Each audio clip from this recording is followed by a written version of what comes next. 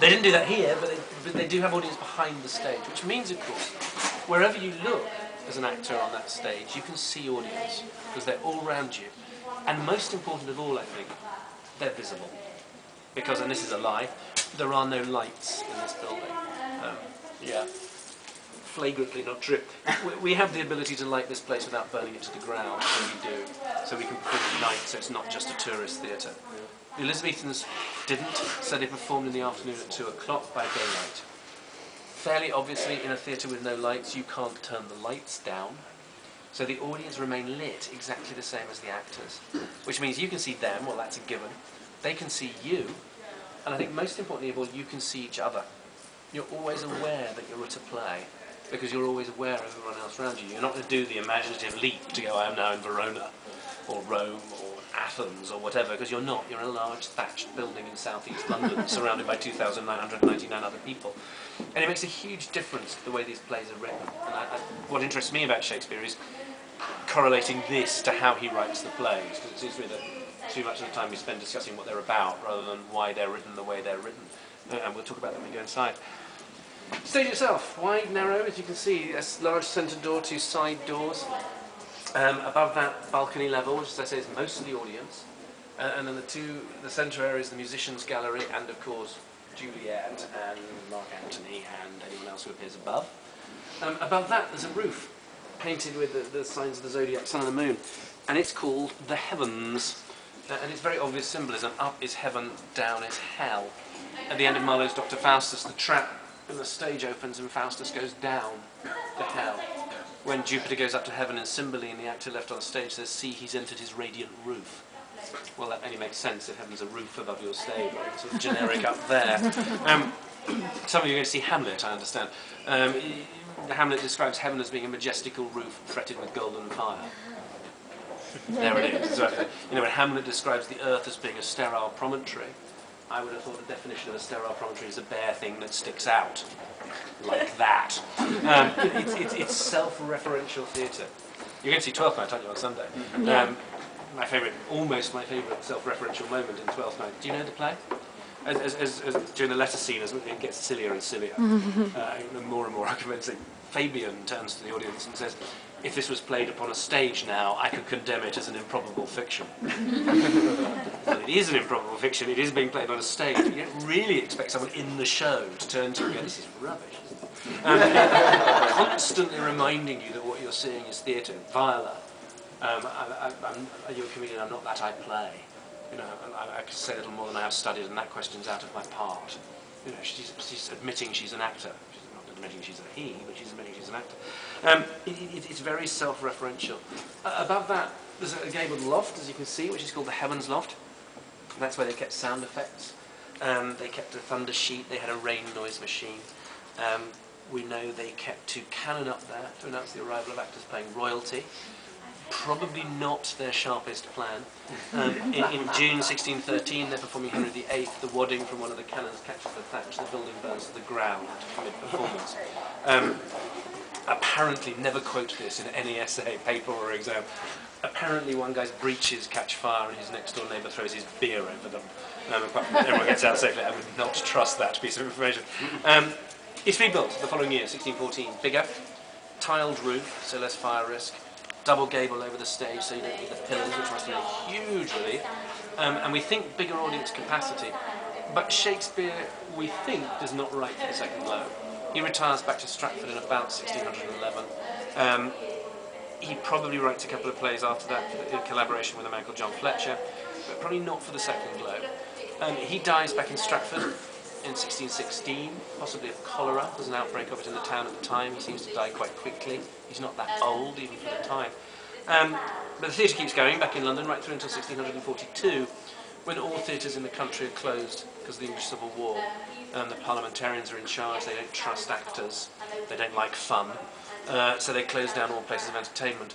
And by the time theatre reopens in 1660, the Globe has long been knocked down, turned into tenements, and theatre goes north of the river, indoors, proscenium arch, seated, women on stage. Not women on stage. Women on stage. Yeah. Proscenium. Proscenium. Boo. Well, absolutely. All those things that, you know, more like modern theatre now. But from 1599, when this is built, to 1613, this is what he's writing for. This is the stage he's writing for. This is where all those late romances, the great tragedies, the late comedies are written for. So any questions about the actual building itself? Yeah. I understand there's some controversy about the columns and then the height of the stage. There is indeed. I'm not even sure there's that much controversy about the columns. The columns are in the wrong place, I think.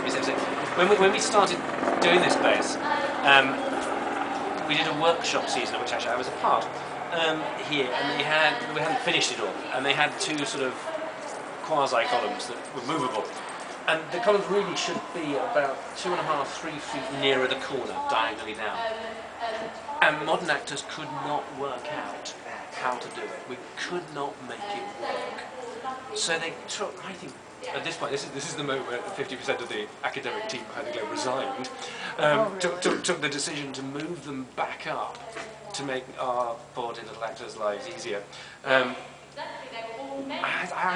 as an actor and director, I have this thing of, if you're going to start doing that, you might as well go, well, it's damn cold, so let's put a roof on it. It's really uncomfortable to stand, so can we have seats?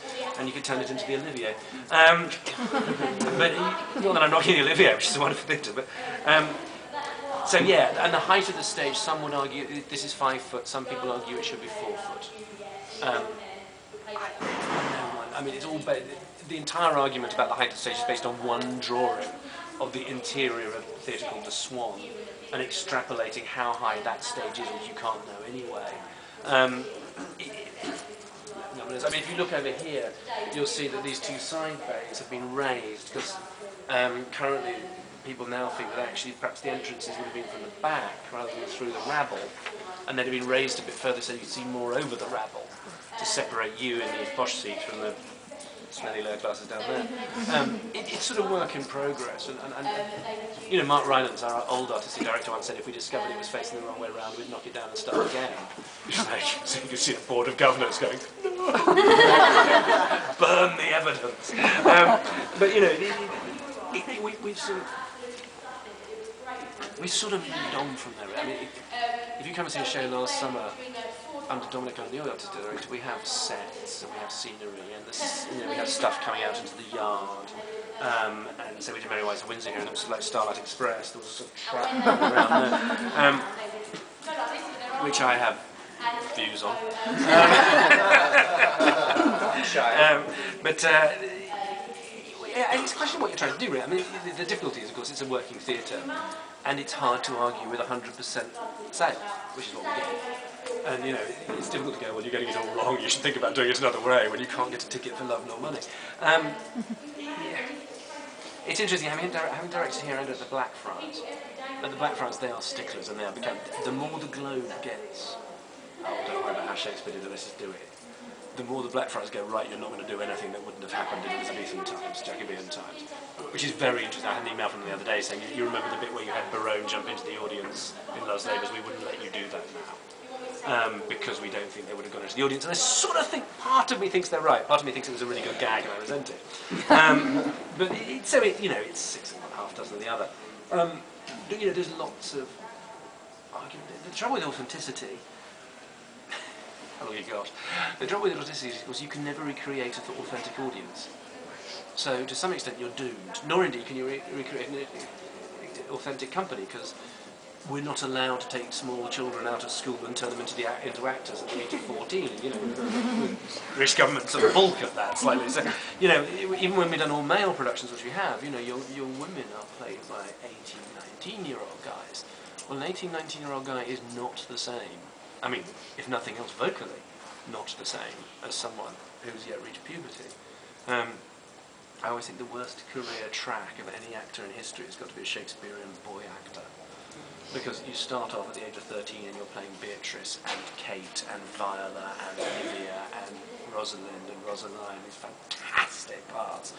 Nature kicks in around 14 and you're back up the back holding a spear for the next 15 years. You know, I think, oh God, my voice is gone. An extra new boy and you get pushed slightly to the back. Congratulations, you're Antipholus. No, you're not.